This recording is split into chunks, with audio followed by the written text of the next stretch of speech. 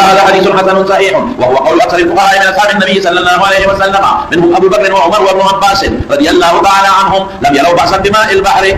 لم يروا بأسا بوضوء ماء البحر. باقي بتقدير بكده وضوء يا رب صلى الله عليه وسلم. وقد كره بعض اصحاب النبي صلى الله عليه وسلم الوضوء بماء البحر منهم ابن عمر، عبد الله بن عمر منادي، وعبد الله بن عمرو والأسطى جواب راشي عين من بيسر محمد بيادري عبد الله بن عبد العاص ما يريد تاويل على صحابه. وقال عبد الله بن عمر سوي هو نار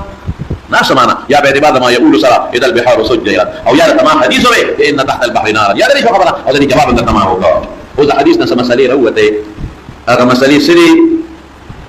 بس مسألة اساني دي بس هذا تمام هو كم زي كده مسائل بحديثنا مسألة دي ودار ودلا كذا هنك يو شوب هراشي وهم راشي نصاد تبوس كولش دار يدا بدي هنك وهم راي رسول الله صلى الله عليه وسلم نے تبوس جواز ركوب البحر ثابت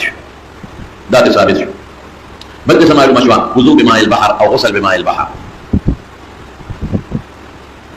طهورية ماء البحر او بالحل ده ميتي ثابت شو او بيان ده ميتي حديث ابن ماجه او ده مسند احمد برنا کی میرا تو کا جحود توین لکھیں بل تدا معلومه رسول الله مبارک جوامع الكلم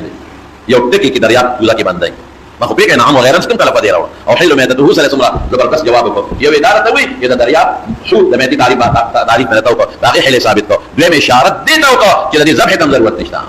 تعبير ده نو دي سمكه حلال واهم بوهم كوت دابم ذبح حقيقي بشان ده برد حيواناته نو لا تعبير بميتي سروك نو رسول الله مبارك فصاحه وبلاغه او جامعيه الكلم دي صفات الجوامع والكلم دي رسول الله مبارك ام دي ثابت شو دي بعد حضرات وين ابن عمر اروي توافيم حلال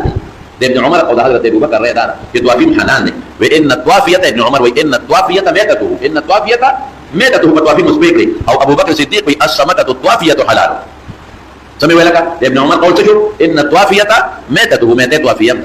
ان الطوافيه ميتته او حضرت ابو بكر الصديق سوي السمك الطوافيه حلال لكن ده موقوف قولنا ده دو صحابه دي ده مرفوع قول مقابلا شيء قولي مو قليل ترجيح والقول لو رسيش مولانا